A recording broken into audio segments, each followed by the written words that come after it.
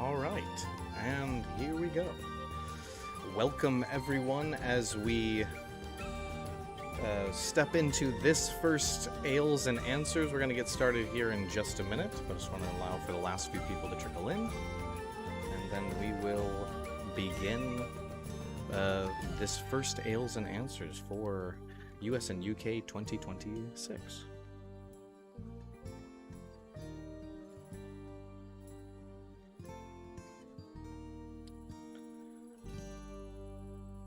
If by any means there is too much background noise, please let me know. Quiet indeed. Okay, good to know. If I need to boost things. Music louder than Bale. Wonderful. Okay, we can make some adjustments. Any better now? Test, test, test. Test, test, test, test. Do I have to talk louder? Is that what this is? Who knows? All right.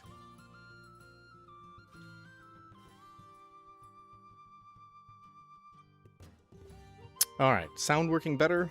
How's all that? Better for me. Okay. Yep.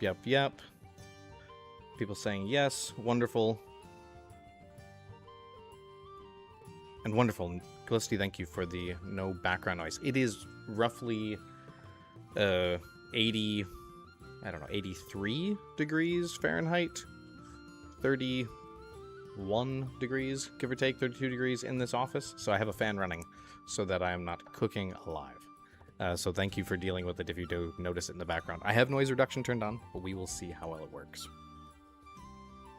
Turn up the gain on your mic. I have. The concern is if I go much higher, we're gonna end up in a territory where we're gonna start picking up a lot of background noise. So let me bump it just a little bit and let's see what happens. I can also simply talk louder as well. So okay, let me go ahead and bump it up just a little bit, and we will then get things rolling.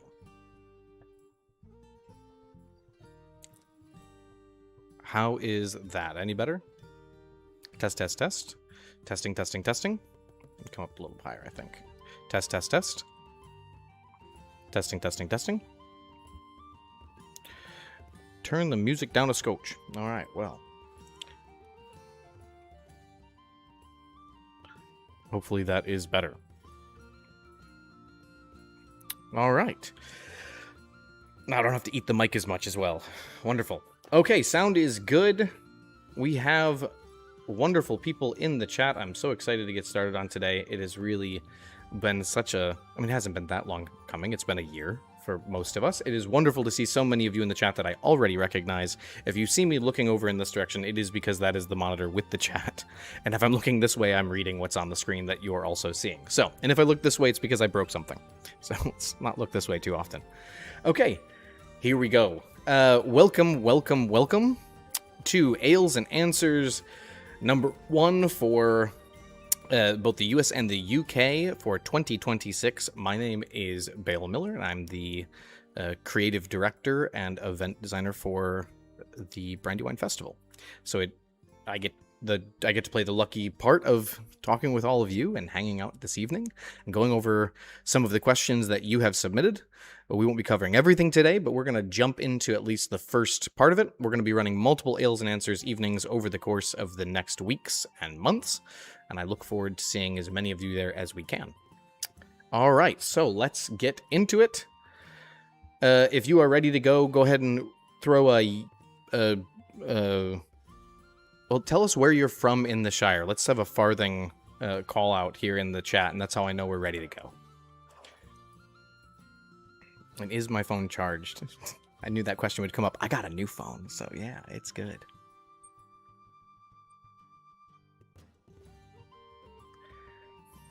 All right.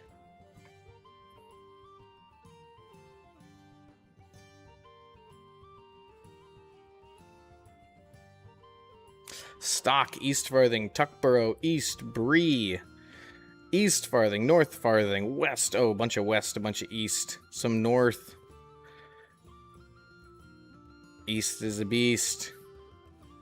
Frogmorton. All right, Frogmorton represent here in the chat today. Fantastic stuff. So let's get ahead into it now. Let's talk about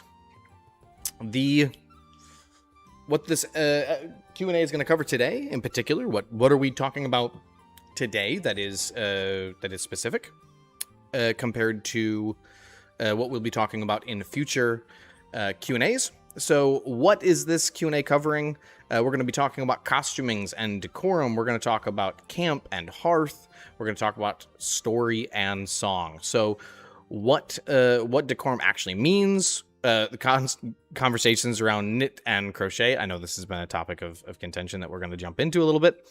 Footwear, children's costuming, and arriving in character. We're also going to talk about personal cookfires, approved gear, keeping food cold, furnished tents, camping with your group, and of course we're going to talk about some story stuff as well. We're going to talk about the Shire Post mailboxes, Bree folk in the Farthing Cup, and music, as well as the night market. So coming in future Q&As, and as well as a blog series, we're going to be doing transportation and arrival, tickets, accessibility, vendors, and money, and the full schedule. So looking forward to doing that with all of you in an upcoming Q&A, Ales and Answers. So that leads us into the first piece, which is costuming and decorum. Hobbits are very merry folk that like to dress in bright colors, most notably fond of yellow and green. Quote from Tolkien specifically on costuming. All right. So what is decorum exactly? We have a lot of conversations. We have a lot of guides where we talk about this term, decorum. But what really does that mean? And how does that affect all of you? So we're gonna go through a little bit of what that means here, and then at the end of today's session, and those of you who have been on one of these previous years, you know that these can drag on quite long as we do kind of the open Q&A through the chat. But we try to take care of as many of them in the main time as we can. So let's talk about the question. Please, can you clarify the difference between decorum and the published guides? Some of us are being told items are not decorum despite guides not prohibiting them. This is a question by Rollo. Thank you, Rollo, for putting that through. Decorum is one simple test, but not a list of banned items. And that's the way that we generally go about talking about it. So could this belong in Middle-earth? And is this something in which you would expect to see in the Shire? So natural materials, earthy or bright rustic colors, a hobbit silhouette, as we would refer to it, no visible modern branding or hardware. Again, within reason on the hardware part. Buttons, for instance, I'm not expecting anyone to have to hand make their buttons from bone here, but you know, very, very clearly visible things. So does a garment look machine-made or plausibly handmade? Another good way you can ask yourself in order to get, you know, generally in the right direction. Are guides, they're examples, not exhaustive laws. If an item isn't mentioned, apply the test above. Something can pass or fail decorum without appearing in a guide. So staff guide, they don't gatekeep. Now, obviously, some people have seen conversations around knitted and crocheted pieces and said, okay, we're not allowed to wear anything knitted and crocheted. And this is not true, but it is a good guideline to kind of go with, because what we think of oftentimes in regard to large garments that are machine made, and a lot of things that people would wear, not just a scarf or gloves or something. Oftentimes these things are very machine-made, and we don't really see any reference to anything in this regard from both the era in which Tolkien is kind of referencing in the real world, but also he doesn't reference it in the text. Now, if you're wearing something knitted, crocheted in a way that perhaps it kind of falls on the edges of this, or maybe is something that obviously is machine-made but feels like it fits, then go ahead. It's, again, it's the whole question of, does this belong? Do we have a hobbit silhouette here? If someone's confusing you with some other thing, I can't imagine what, but let's say they do, then the obvious question is this the right piece? And I think for most people, you're going to be able to figure out what that looks like and sort it out just fine. Unsure? Photograph it and ask. Test your kit at home, snap a photo, and share it on the Discord. We're going to talk a little bit about the Discord later on, but if you're not in the Discord, I very highly encourage you to get on the Discord. It's a wonderful place for you to communicate with other players, plan things, design your experience that interacts with others. We talk a lot about conversations in regard to kind of co-creation, and that's a huge part of it. All right, at the little bottom, you can ask, can you imagine this while reading The Lord of the Rings or The Hobbit? Nice little rule to go with. So hopefully that makes a little bit more sense on decorum for those who are not as familiar with the term or how it might be applied. All right. Costume quick answers. Knitted and crocheted, talked about that. Yes, hand-worked wool is deeply Shirish. Keep it natural. Keep the natural fibers and tones, a hobbit silhouette, and nothing too outlandish in regard to the pattern. Though the guide discourages it, we don't outright ban it by any means. There are often better choices that we do encourage. So it is up to you. Knitted and crocheted, not a hill we die on. Sorry, I couldn't help myself. What about feet? Asks Sally. Hobbits go barefoot in the books. You don't have to. Barefoot sandals or simply leather shoes or boots in natural tones or leather are completely welcome and fine. Comfort and safety come first on a working farm or on a parkland. We do not want people getting hurt, and we do have confirmation in the books of boots being sold by dwarves to hobbits. So we know that they had access to footwear, although they didn't particularly wear it often. Since we are role-playing hobbits, we do have to take care of ourselves personally. We also don't have a lot of references to hobbits, I don't know, bathing, but we all know that we probably should do that too. Although we do have a couple of references and a whole song. I take back my point. We do have a lot of hobbit bathing. Children's costumes, asked Rebecca. Same spirit, gentler standard. That's generally how we go about it. A tunic, a pinafore, a natural colors, no logos, warm layers, and sturdy shoes always beat perfect decorum for the little ones. And there's nothing more authentic than, than being a hobbit with childlike whimsy. So we try to create a reasonable line there where we expect people to give it a little work, try it out best you can. We don't expect perfection by any means. Caught out by cold. So Magdalena specifically is asking a question regarding cold and some of the weather that we kind of run into. And this is both for the US and the UK, which have super similar kind of climates during these periods of time. So kind of keep in mind that it can get chilly at night. We know this can be the case. So cloaks and shawls and wool blankets are period perfect for Hobbit period, and also emergency layers are not a bad idea. If you feel like you're going to be chilly, hide under armor or a wool layer, or underneath that outside layer you can be wearing anything you want. That's absolutely up to you, and we encourage you to take care of your health and your comfort. A plain blanket worn well is better decorum than shivering. That is for sure. I've never had it's never been a bad idea to pack additionally for unexpected weather. All right.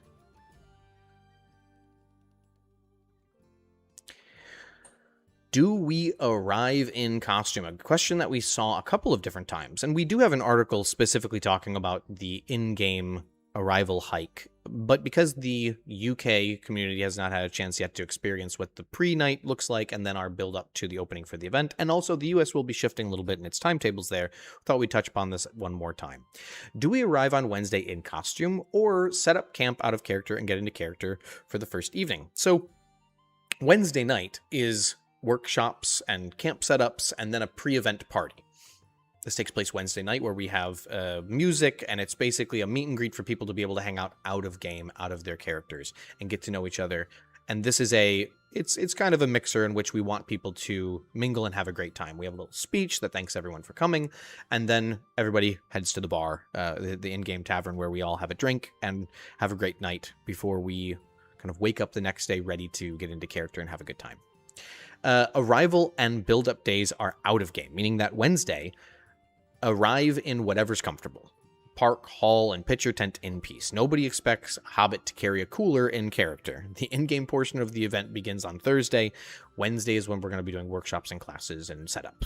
So, the world opens with the opening ceremony. So on Thursday we have the opening ceremony, and that's an in-game experience, meaning that is the opening of the Four Farthings games and the beginning of the festival. The Brandywine festival. So change into costuming before that opening ceremony. From then on, in-game areas stay in-game for the rest of the festival. Do you want a grander entrance is how I phrased it, but maybe it's, do you want to have a longer experience of getting into character? And for that, we very much encourage, if you are capable and willing, to join on the arrival hike, which basically takes around an hour.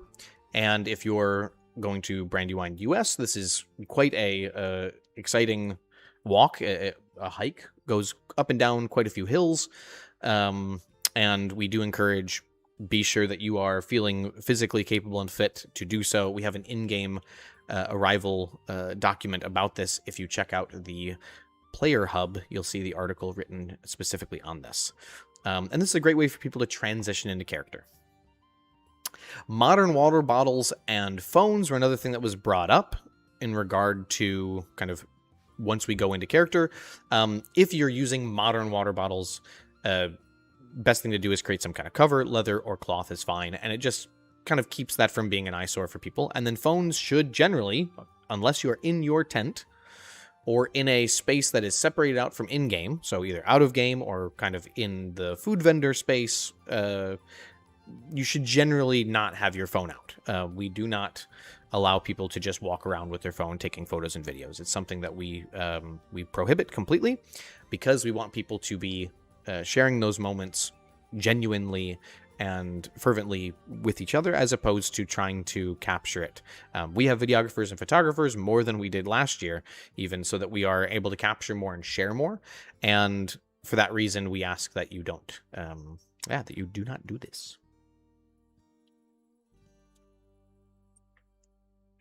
All right.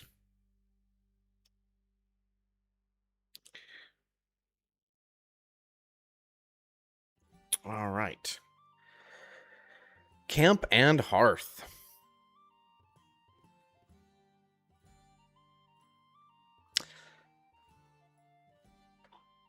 Your own cooking fire, the 5 rules. So there was a question that came in from Sarah, Miss Burrowleaf. What's the process of getting a personal cooking fire approved? Can we bring our own fireball? And the answer is yes, you can bring your own fireball.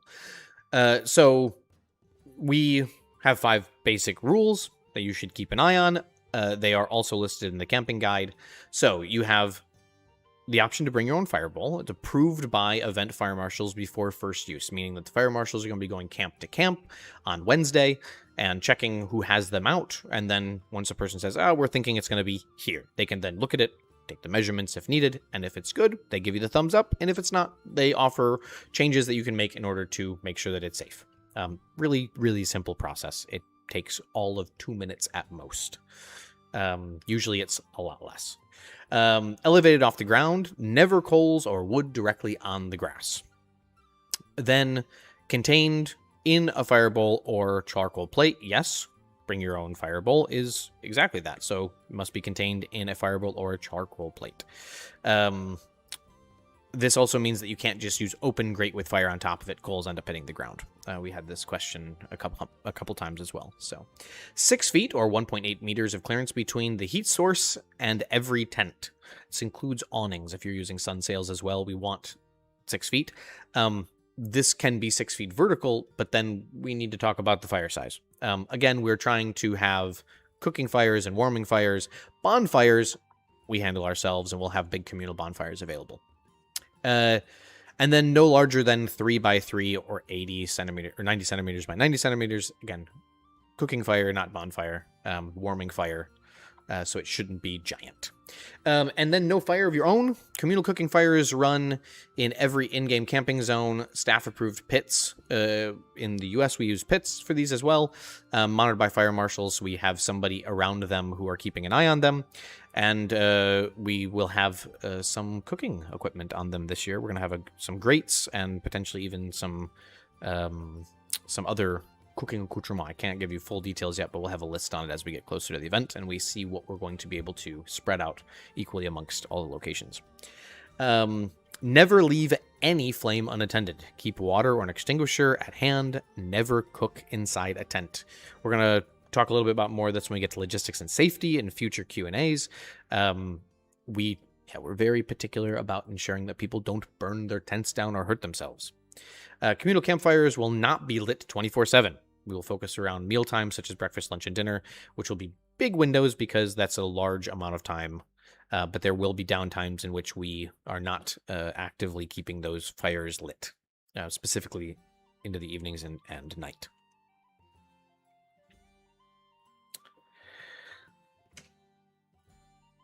All right. For someone who said, but mealtimes just aren't breakfast, lunch, and dinner. Keep in mind, like I said, it's going to be a wide range of time when we're referring to breakfast, lunch, and dinner. What can I cook on in-game camps? So again, this is in-game camps. We're talking about creating the best opportunity for kind of immersive experience. So cast iron, Dutch ovens, griddles, grates, fire-safe ceramic or enamel, covered brazier-style fireboxes, lifted off the ground, of course. Grill boxes styled as crates or chests can work. I've seen some really cool adaptations to these using propane. We had some folks asking about like rocket stoves and camping stoves. You can totally use those. Just create a little housing around it in which you're kind of disguising it. We saw someone just take some rocks and put it around it, and that actually worked out really well. And then hidden alcohol stoves enclosed, again, same kind of thing. Cooking tripods over raised fire bowls. All those work great and are fantastic ideas. Anything, and talking about what we can't do now, sorry about that. What to avoid in-game. So anything with visibly bright plastic parts or branding. That's not to say that having something plastic as part of your cooking equipment is a problem. Usually there are ways of getting stuff that has plastic elements to it that are totally non-disruptive. It's amazing what can work if you just have a little creativity or simply put it along with things that kind of help to camouflage it in. We'll talk a little bit about I would call it set camouflage or costume camouflage later at the end of the chat today. Okay. Anything with visible plastic, we're talking about that. Okay, open modern propane grills, backpacking stoves on bare metal legs without disguise. So this is like, an example would be bringing a Coleman grill or a Weber grill and just using it. It's a bit too modern. I have seen people, though, integrate these into awesome cook setups that look wonderfully decorum. So it's all about the way that you disguise them. Charcoal or wood fires directly on the ground is a no-go. Deep fryers, turkey roasters, or other high-heat oil cookers, not an option. They're just simply way too unsafe for what we're doing. And then also no sterno. This is because spilling sterno is no bueno. Bright LED lights or headlamps while cooking at night. If you can use a candle or use a torch, or some kind of lantern, it's much appreciated. Obviously, if there is a safety concern, obviously do what you need to ensure that we alleviate that problem. But we're trying to stay in decorum and in character as often as we can and in as many ways as we can. All right, Kelly kettles, which I actually had to look up, being not a Brit. We refer to those in the U.S. as rocket stoves. They work and can be totally fine.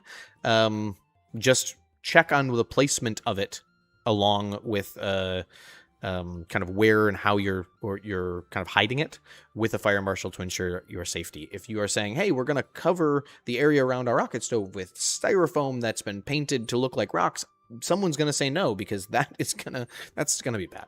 So let's think critically, and should be no problem for anyone. I don't suspect this is too much of a complication. Keeping food and medicine cold. So we had quite a few questions around medication and around keeping food cold. Those of you who have attended events with me at other events that we run know that I'm a big proponent of creating fun solutions with modern equipment. So I have a chest that happens to be a really nice cooler, but it looks like a wooden chest. Great option. I bring ice, and it works very well. So bring up a few points around this. Is there ice and water on site? Anywhere to keep meat or dairy chilled, ice packed, freezing for medication? We'll talk a little about medication in just a minute. So a ice truck and ice chest are available on site. Bring cash, and you're able to pick up bags of ice. Water stations run throughout the grounds, and dishes can be rinsed at sanitation stations. Modern coolers are welcome in-game, of course disguised. You can even go as far as wrapping them in burlap, and it generally is going to get the job done. A covered basket around it also works really well. I have a cooler that I made out of literally foam and a wicker basket. Doesn't hold water, but it keeps things cool. Store food sealed and covered. So this is less of an issue in the UK, but for those attending the event in the US, you know how critters can be. Although we love our possum and raccoon friends, we do not want them in your garbage or in your food. So let's not do that. Let's be sure that we are taking care to ensure that our food is sealed and covered. Medication cooling. If you need guaranteed refrigeration or ice packs for medical items, we need to arrange this as basically it is prohibited that we as a team handle or store your medication. So we can help to arrange, hey, there's going to be ice or ice packs at certain points, but we cannot handle and we cannot store your medication. Super important that you understand that. And a little point at the bottom there, did you know ice and sawdust in a wooden box can keep contents cold for days? You can look up a little bit about that. It's amazing how long sawdust in the right environment can keep ice frozen.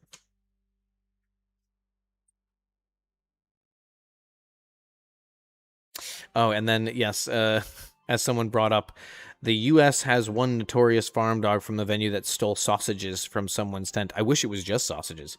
So. See, we're visitors to the farm. Holly, that's home. So when she sees food on the ground, it's hard to dissuade her from deciding that's hers. So yeah, don't let Holly run off with a whole loaf of bread like I saw her doing last year. Please keep an eye. We of course try to keep Holly from doing so, but a dog's gonna run. If some of our group, this is as you see on the screen there, camping with your group. This is a conversation that has come up a few different times. There is a follow-up questionnaire that's going to be coming out on the 17th around groups particularly. But first, we have to get our number of how many people are camping. If you are in the US, that survey and that questionnaire has gone out already. The initial one, and if you're in the UK, that goes out July 17th. So groups can camp together. A camp survey is where you can tell us who and where you'd like to camp, generally speaking. And then a follow-up questionnaire will be talking about specifically what group you are in. And if you are listed that you are part of a group, you will get a follow-up in which you can tell us what your group name is, and we can then match you up. That allows us to understand how many people are in a group, and we can calculate your group size and then put you on the map to ensure that you know where you will be tenting. Renting and owned tents camping together. Unfortunately, because we need to have all of the rented tents set up far prior to players arriving, the ability for us to plan around where we put those is not going to be an option. It just simply would not allow us to be thorough enough to ensure that everyone's tents are up when they need to be, especially with inclement weather, as we saw with last year's event. So unfortunately, this won't be possible to set up time required to ensure all tents are up prior to players' arrival. There's nothing worse than showing up and having a tent not there. We ran into this last year due to weather problems, and we do not want to have it again, so this is one of the steps that we are taking to ensure this doesn't happen. We had it last year, caused a bit of problems, so we're going to try it differently this year to make improvements where we can. No group, no problem. You don't need to be part of a group to camp in-game. Solo camping in-game is absolutely welcome. If you ask any of our American attendees from last year, they will tell you, if you're solo, you won't be for long. Most people will invite you in to be part of whatever they're doing, and they're very, very happy. Yeah, very, very happy to have you. The question I just saw real quick that popped up from Aaron, are rented tents in-game? Yes, they are. rent-a-tents are in-game. Unless you have stated otherwise that you want to be out of game with a rent-a-tent, we will be setting it up in-game. Out-of-game camping runs the same survey. So in-game camping versus out-of-game camping is the same survey. Just make sure that you filled it out. We'll publish an out-of-game overview, distances to parking and the game area, fire pits, all of this. There'll be a map that kind of gives you an overview of this. And distances from parking to spaces, and particularly in regard to accessibility, will come out in one of our future Q&As where we talk specifically about accessibility. Okay, U.S. camping survey was released earlier this month, as I said, with the UK camping survey coming July 17th. So keep an eye out for it. When in doubt, check the player hub, as it will be updated. If you check the player hub now, you see, if you have not filled out that questionnaire, please go do so. The website doesn't update to tell you that you have. It's just a static link there, but yeah, make sure that you filled it out. And if you fill it out twice, that's fine. We'll notice and we will adjust. We will take the most recent version that you've submitted. All right.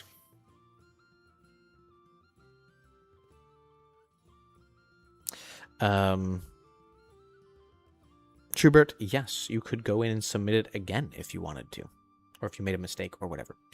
You absolutely can. We'll just take the most recent one. Story and Song in the autumn of 1418 by Shire Reckoning. And there are some strange folk on the roads.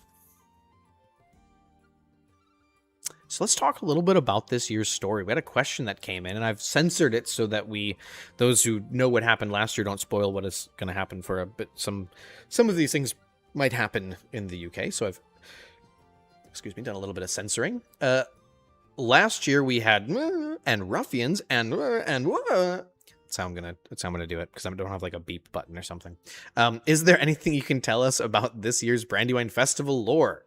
Ask Miss Brockhouse herself, Temlin. Thank you for the question, Tem. A little, only a little.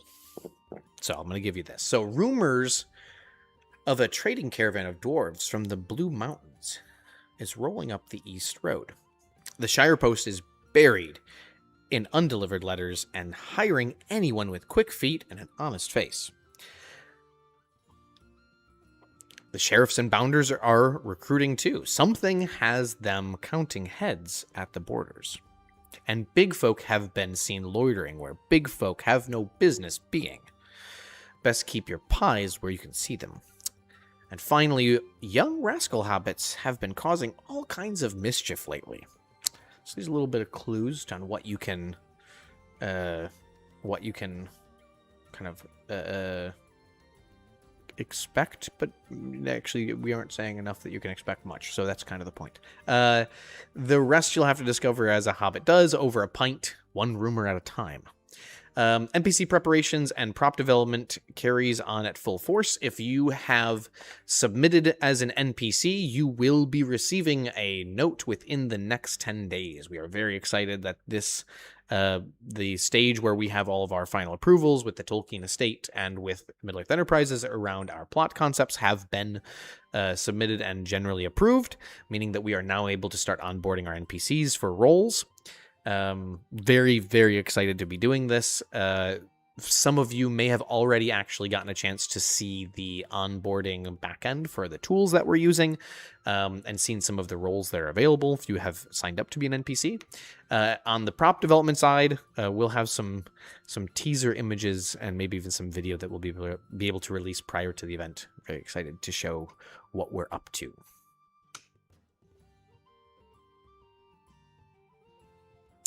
All right, mailboxes and the Shire Post. Can I have a mailbox at the festival? Can attendees volunteer for the mail service? Can my mailbox be at my own out-of-game tent? Lots of good questions there. We're going to go over each one of them in turn. Yes, to mailboxes. The Shire Post runs a full post office in the in-play area, pigeonholes, deliveries, and dead letter board of dead letter board. Riddle addressed mail. Oh, okay. I failed at writing that correctly. How you know I don't use AI? Because I messed that one up. Set up or register your mailbox with the post when you arrive. So first day in game, you can actually go and let them know where your tent is, and they'll put a little note so that they know where people's mailboxes are. It's gonna be very fun. Although it's going to be a little bit tricky for the postman to find the mailboxes. That's kind of part of the point. Yes to volunteering in character. Walk into the post office and ask for work. Couriers earn their mailbag and badge in game and rise through the ranks from village rounds to deliveries that take a lot more real cunning. And we'll have a little bit more about that later. No sign-up form needed. The post is always hiring these days. What about out-of-game campers? Your mail lives in the in-play area at the post office, but you can come in and check to see if any mail has been left for you. This is because that activity is an in-game experience, and taking people into out-of-game would be a bit counterproductive.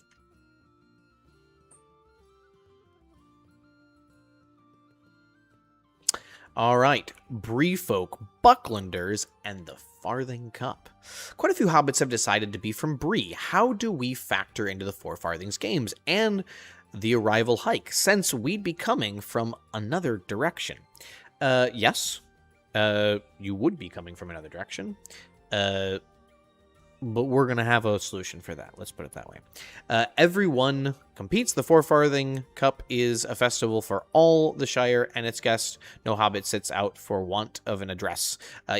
If you want to play games, if you want to have a good time, being from Bree is not going to affect it. How are we going to go about that? Well, from Buckland or Bree, Bucklanders may field their own team if there's enough Breelanders who want to then identify as Bucklanders and visit cousins from Bree. Visiting cousins from Bree can come and welcome them into their group and be warmly adopted into any of the Farthings, frankly.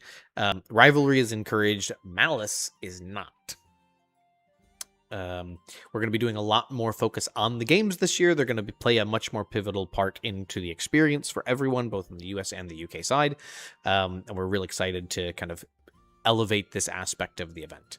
The arrival hike enters the Shire together as one camping party without road your character took to reach it. Think of it more as the last mile than a particular direction, although we will have some options if you want to say, hey, I'm coming from Bree.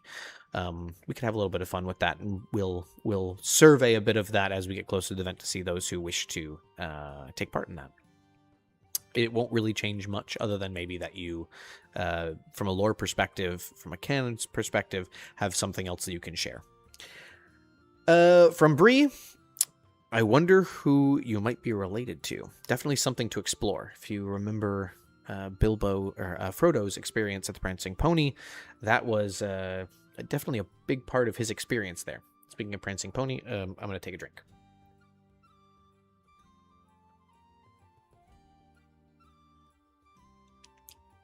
All right. On we go.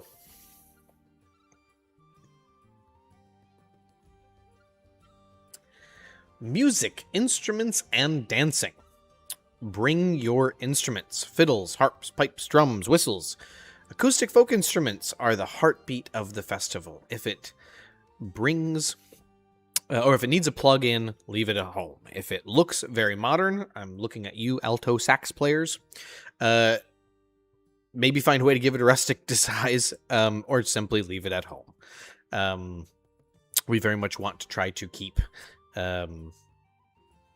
in the theme, even with our instrumentation. I think the farthest we went last year was a piano on stage, and then this year I think we may as well, but that's for one of the bands. I wouldn't suggest you bring a piano.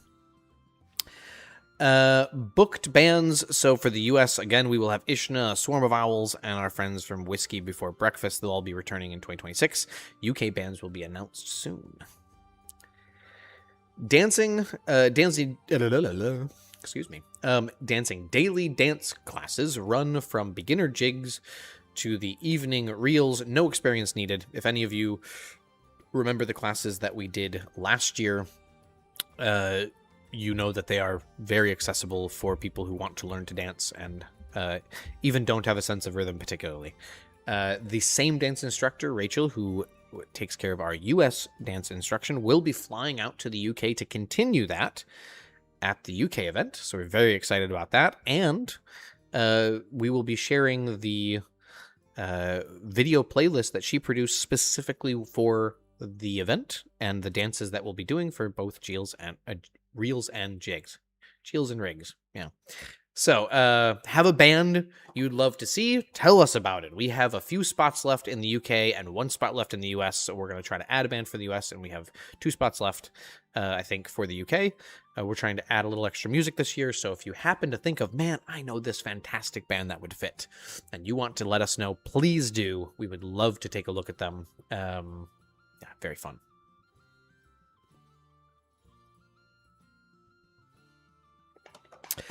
Odds and ends, the good kind. A question came in from Joseph. He asked night market, and this was actually a UK question, and I think that was in regard to what is night market. We wouldn't dream of having the Brandywine Festival without the night market. With last year's success, it has now become kind of a staple concept for the event, and I'm so remarkably proud of the people that put this on, and the team that kind of organized this, even as far as the songs. I don't want to call people out internationally that maybe don't want to be called out, so I'll leave names, and then if they want to kind of call themselves out in the chat, please do, so that people can celebrate you. I know I'm celebrating you. You did a wonderful job, and it has become now something that we wouldn't think to ever do. Not do. So we'll be talking a little bit about night market for the UK players. We'll have an article around it. We're actually going to try to do an interview with the original kind of organizers of the night market, and that way you can kind of understand what they were thinking about when they put it together. One of the most amazing playmaker experiences I've seen at LARP in many years, and I really, really appreciated it, and we definitely wanted to have it for the UK as well. Next one, if the English weather misbehaves. Question from Matthew Jones. Large communal tents, the tavern spaces, the workshop marquees stay open come rain or shine. Storytelling, music, and crafts move under canvas. Pack a good cloak. Hobbits invented cozy for a reason. So bring your dwarven rain boots just in case. For those in the US, you'll find that we have a considerably larger footprint of covered space this year, including the beer garden, as well as the UK folks. You'll be starting out with quite a lot of coverage because we kind of expect this to happen. Sunday morning. This is a question that came in from both US and UK. So the world winds down gently rather than vanishing at dawn. So expect farewell rhythm before loadout. Exact programming lands with the schedule, and we'll kind of put that out later, but you can expect that kind of from dawn Sunday on until people are off site. That's kind of the plan. So you're really kind of going to be looking at waking up Sunday, understanding that you are now out of character and you're going to begin packing up to leave. That day kind of rolls on. Some folks that take a little bit longer to get off site. Some people are trying to get out right in the morning. For those from our US side, you will be happy to hear that now all lanes coming down into the festival grounds are 2-lane. We have a 2-lane road now with a turnaround, meaning that we should not have the same trouble we had last year with traffic. I'm very excited to say that we expanded that road width all the way down. So now it'll be quite a bit easier to get off site than it was last year, as well as get on site, which we're very happy about. To Mr. Wabbit of the South Farthing, this is a specific one to you. Your letter clearly went astray. The post has been in a state. Kindly deliver the first cartload of termites to the Grub and Burrows Pavilion for formal appraisal. The position of official turnip supplier remains, as ever, hotly contested.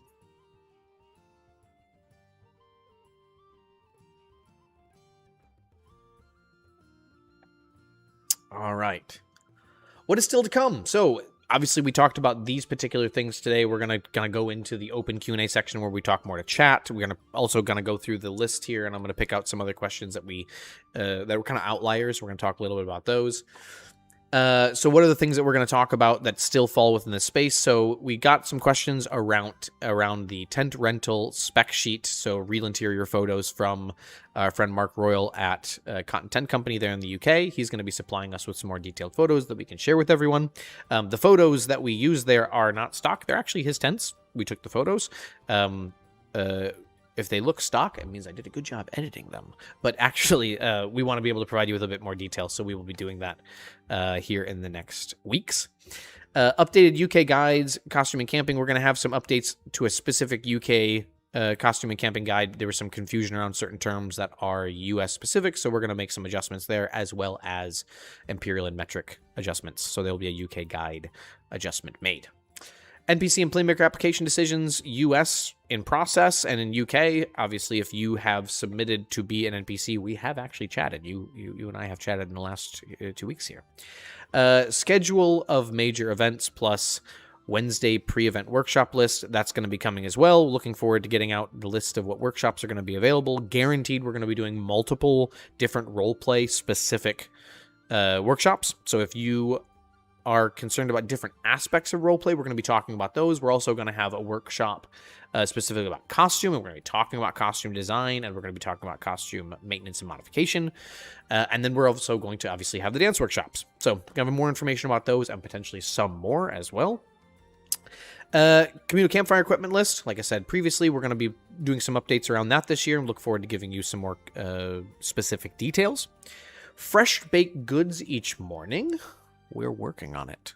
We had a few questions about that, and we are working with local bakeries to see what can be done. Official musical program or musician program details for the UK bookings. We'll be talking about who's been booked and when they will be playing very soon. All right. So it's the additional question time. I'm going to go over and look at this monitor now and pull up my handy dandy Google Sheet with all of the questions still in it. I'm going to take a few minutes for the chat to kind of chat amongst themselves to see what kind of conversations are coming up and what we might talk about specifically next. And if any of the questions that I haven't gotten to that people feel are really important need to be covered, we can check to see if they're in the list, and I can potentially grab those as well. So I'll let you guys chat amongst yourselves as I drink more water.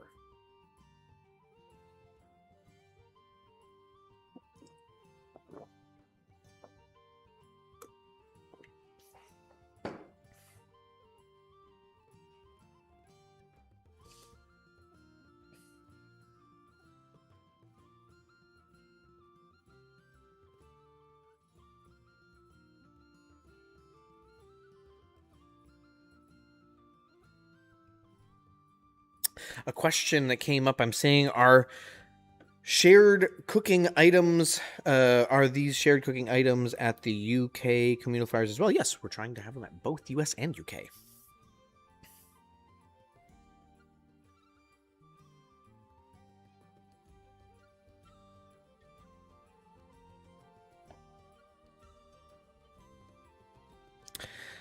Questions. There's some questions I'm seeing around paying for vendors and paying food and things. I cannot give answers for that today. We're still kind of working this out with Weston Park in the UK. The vendors are there to see what we can do in regard to potentially setting up like a mesh array system, or potentially using Starlink or some other ways to try to make it a little easier for people to use cashless options. But we'll have more information about that once we're sure.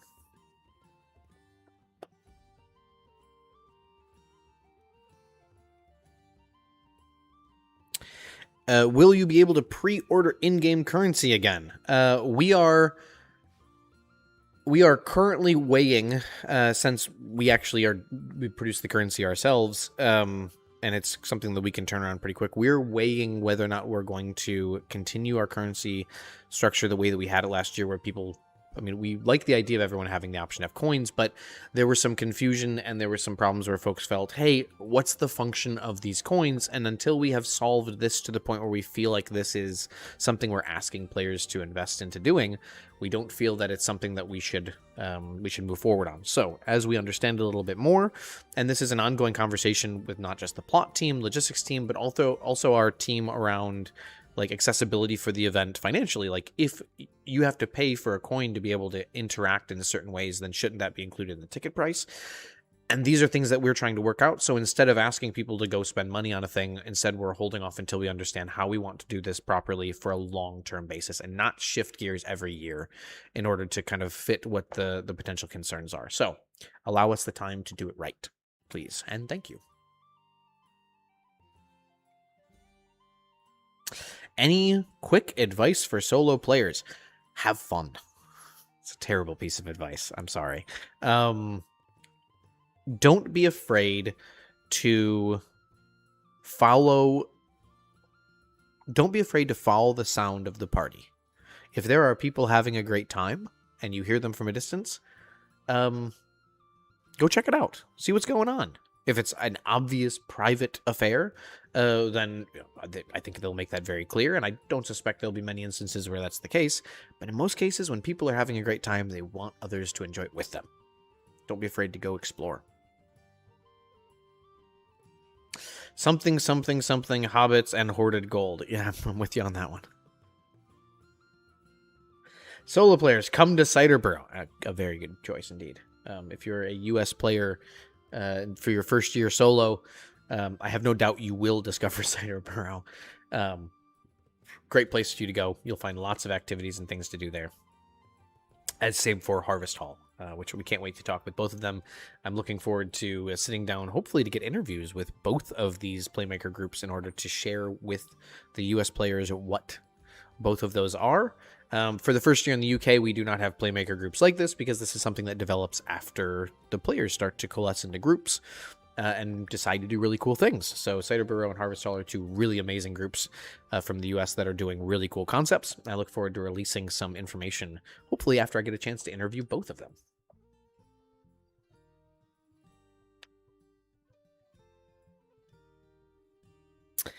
Okay, what food is available and what sort of costs are there for the UK? We'll have a full list on that in our upcoming Q&A where we talk specifically around these topics. Will part of the hike be wheelchair friendly? For the US portion of the event, we are working on a potential one that goes along the roads, if you're familiar with the roads. But as you are well aware of when it comes to the landscape for the area around Terrapin Hill, even if we were to pave those trails, some of them are a little bit too vertical for wheelchairs. So we're working on another option using the roads potentially. We'll have a little more information on that in an upcoming discussion around accessibility.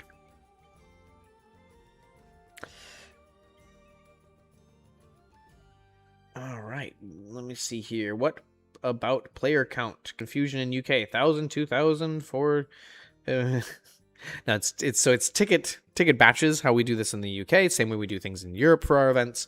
We sell by batches. The UK event is, when you account for NPCs, this year going to be roughly around 700 to 800 players, and the US will, I believe, I have to check to see the numbers. I think we're within like 20 of selling out. I just have to check to see if the server has updated today.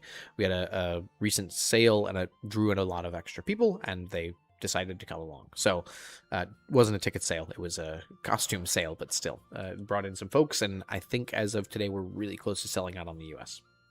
For the UK, we have a lot more space. This means that we're selling a lot more tickets, although we don't expect to sell out for the UK. We will be announcing, and this is for our UK folks. You'll be the first to hear it here. Probably shouldn't be announcing it here, but we're going to just say something about it now anyway, and then we'll have an official announcement coming out next week regardless. For just Saturday, we will be having an option for day ticketing. Obviously, with day ticketing, you're not going to be getting any kind of experience that is similar to what you'd experience actually attending the full event, but it does allow you to come in and dance a bit and have some fun and have some drinks and chill. But it also allows people to invite friends in who maybe can only attend the event one day. Unfortunately, this is not for the US; it is just for the UK. This is because our venue allows for this kind of thing to work this way. But we're very excited to have that option. We don't suspect huge numbers by any means, but it's just an option that became available for us, and we decided we would take it.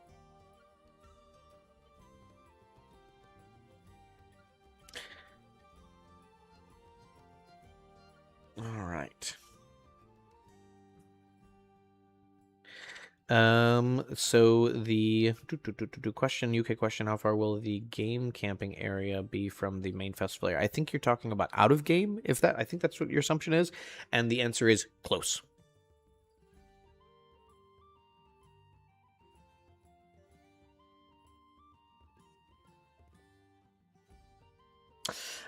Question or Beam127 says, please bring that to the US. So many friends who come but can only offer a day. We would love to, and if we can find a way logistically to make it work without it being super disruptive, we'd love to try to make it happen, but this is a thing that's going to take some time for us to develop, and right now, we're working on just making sure we have a great year for everybody, focusing on making the improvements we want to make from last year that we were really excited about, and investing mostly into the infrastructure around things like we now have power, and a septic system, and an extended road, all there on the site in the US, and these were our main focuses. We're going to talk a little bit more of that in the future Q&A regarding logistics.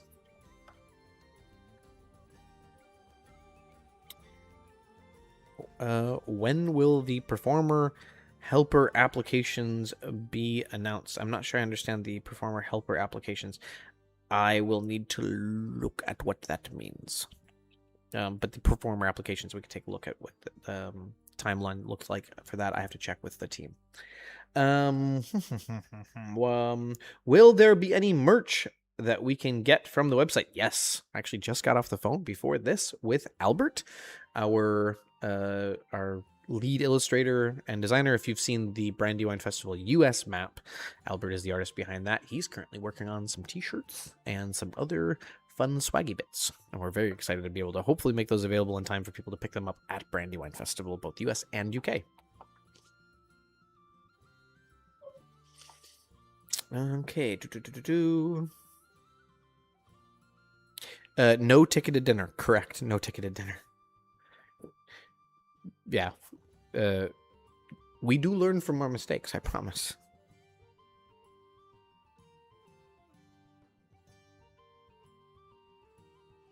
Is it adult only for NPC roles? I'm afraid it is. Yes.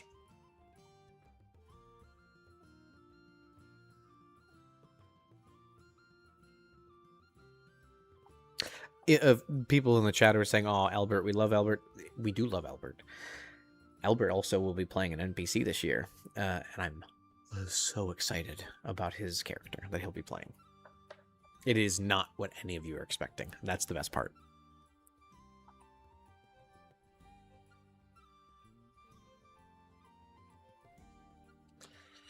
Is there an option for regular players to take on some minor NPC roles, like spreading rumors or encouraging contributing to some events? Absolutely. Absolutely. If you let the team know, hey, I'd love to just get in there and help do a thing. Do you have something I can do? That kind of like very direct, I'm willing to have this conversation out of game in order to assist. There is always, and will forever be 100% of the time, something in which one of our team staff go like, it would be really great if it happened, because it allows us to then do things that would normally take longer to do or have to be engineered. So it's never a bad idea. If you're feeling like, hey, I would really enjoy kind of helping out and doing something interesting with my character, but a little bit more directed, let us know. In Germany, actually, this concept is known as a GSC. Yeah, Gesprächsleitung Charakter. Yeah, GSC.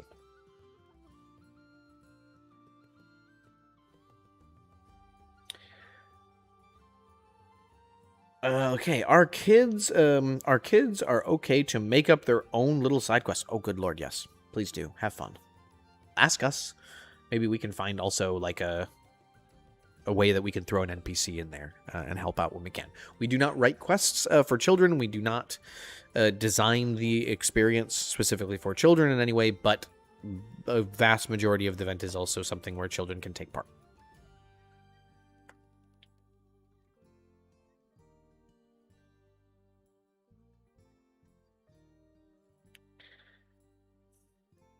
In the US, is there a spot where I can get cell service? Yes, there's a hill, actually.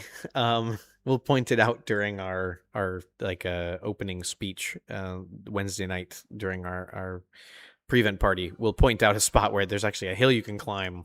It is the hill of Terrapin Hill.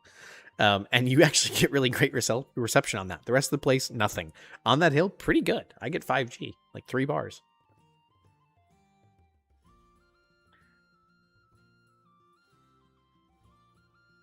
Okay. All right. Okay, I'm going to jump into some questions that are in the form that we didn't get to that are a little bit outlying, a little bit abnormal from the standard. Will there be dragons? No. Bale, can you plug the Discord? Yes, we're going to actually, I might as well do that now. If you are not actively engaged on the Discord, I highly, highly, highly encourage you to do so. The Discord is a wonderful place where you are able to talk with other players. The Discord is US and UK specific, so there is a Discord for either. If you have received any email from us about anything, on the bottom of that email, there should be a functioning link specific to where you are from that takes you to the Discord connected to the either US or UK community. There was some discussion recently about having a overarching Discord. I think it's a terrible idea, but we'll see if people want it in future years. Yeah, if you're considering like, hey, how am I going to get involved in this? How am I going to find a way to be more integrated into this whole concept? How am I going to find friends? The Discord is a wonderful place for you to make that preparation. There are people on there who are so excited to meet you and to incorporate you into their play and experience. Yeah, don't miss out. Fireworks. Gandalf, will there be fireworks? Can't imagine there would be fireworks. Never be fireworks.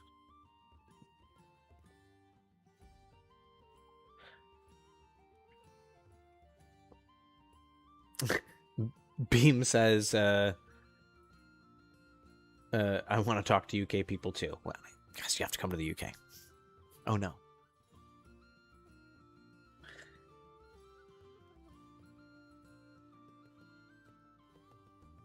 Okay. Wonderful. I'm going to bring up one last important thing, which is if you are not familiar with the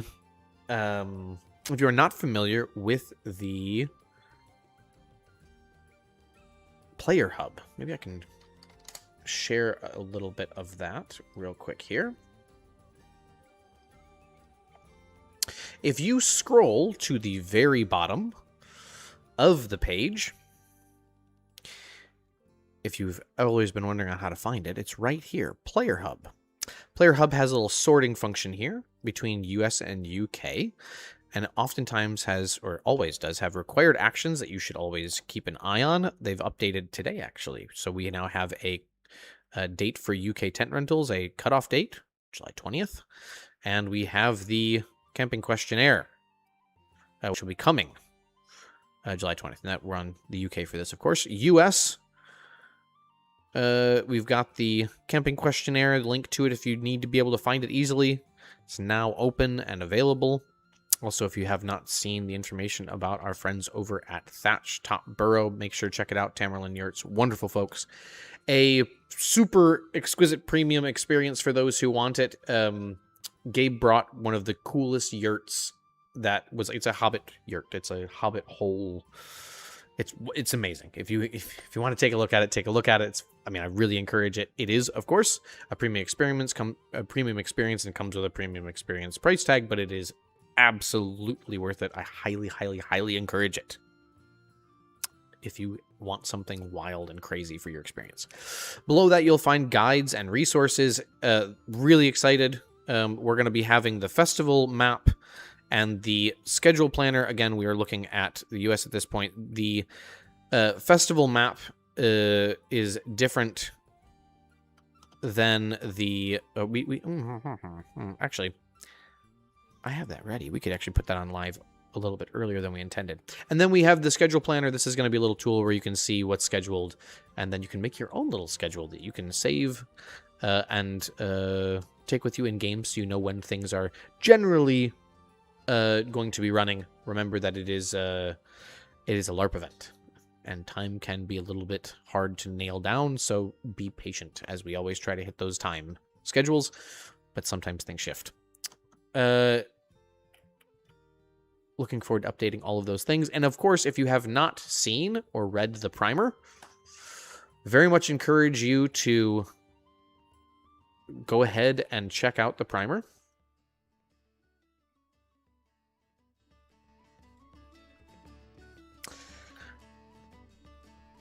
It is a wonderful way for you to learn a bit about the event if you have not done before. Takes you through some of the ins and outs of the event. Very, very useful tool. As someone pointed out to me the other day, the character name creator on here, it only has like 800 names, so if you hit this button long enough, you're going to get the same name like a couple of times. So actually, I just got the same one multiple times. This is not meant to be the end-all be-all on your character name creator, by the way. Very much do not encourage that. Be creative. It's generally giving you an idea, not the final solution for it. So please check that out. And that can be useful if you have a friend who needs to learn more about it. Send them that way. All right.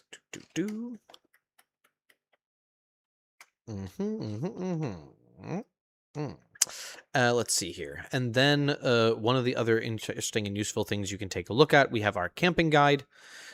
You can actually learn all about camping and some useful information about camping. A lot of the stuff that we talked about today, but in more detail, is also listed here. And if you click up here, you can skip to the full reference. This is the full PDF guide broken down into a easier to read non-PDF version. Feel free to use that as well. You can also still download the PDF.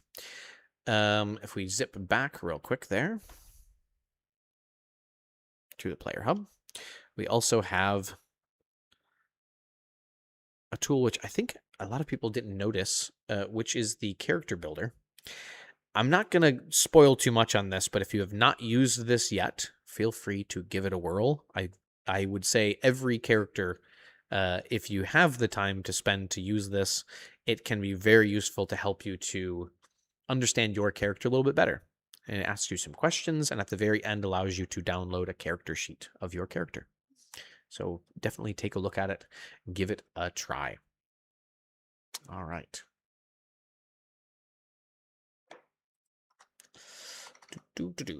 All right. I'm going to take a look at the chat here. We're going to look at a couple other questions, answer a few more of them while we're at it.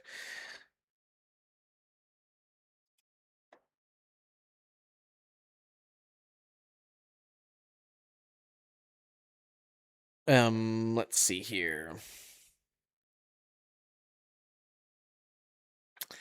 Will the car park be accessible at all times of day and night? Yes, it actually is.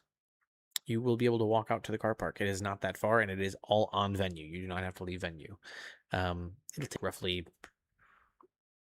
I would suspect, no more than 5-6 minutes for you to get out to the car park from camping. Let's see, what else? Just going to look for some specific costume or story or character that we haven't covered. We tried to cover a lot of it. Will Bale ride a bike in a safety vest this year? I have a feeling you know me from somewhere.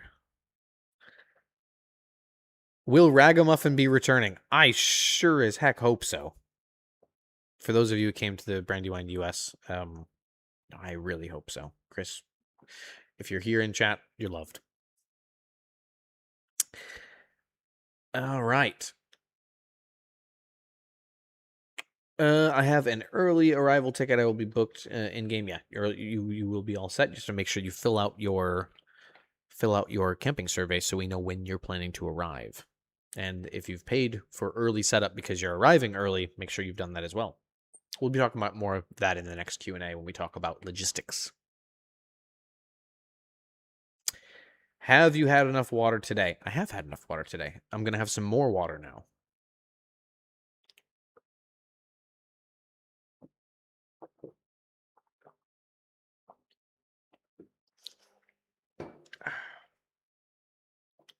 Some very good German water.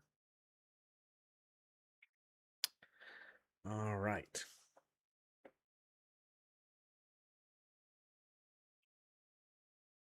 All right. I think that brings us to the end of our first hour.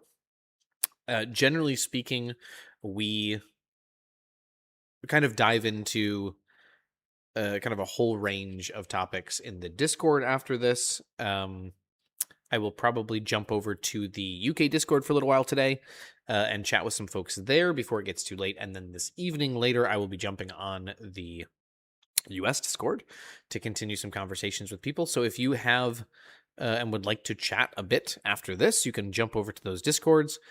Again, the link to the Discord is in the bottom of the emails that you've received, including your welcome email. So be sure to use that in order to find it. The link to that Discord is not public. It is specific to ticket holders. So keep that in mind. All right. Wonderful.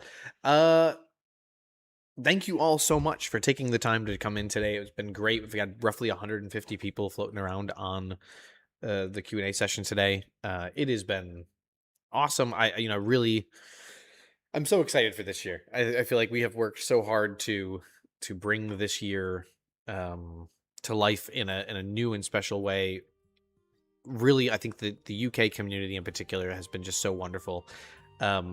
Big thanks to Lily and Maggie and Lacey and Callisti and Fox and a whole bunch of the community who've been just absolutely kicking it on each of the Discords, having a wonderful time and helping people. There's more of you than I can count, so thank you all so much for being in there and doing that.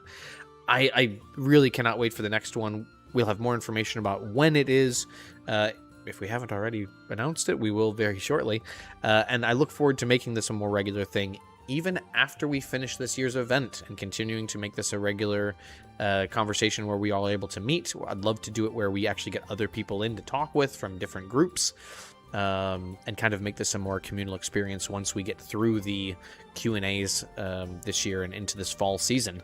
I'd love to kind of invite others to join us, to share their experiences, and I look forward to inviting all of you back as we do so. So, from the whole team here at Bergschneider and the Live Adventure team, as well as all of us over at Middle-earth Adventures, thank you. Cannot wait for us all to be able to continue this wonderful experience in Middle-earth together.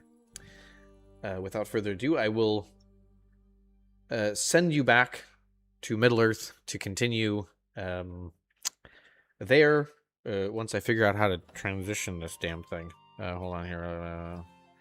Come on. You can do it. Come on. Oh, there it is. All right. With that, we'll leave you until next time. May the hair on your toes grow forever long and never fall out. We'll see you all soon.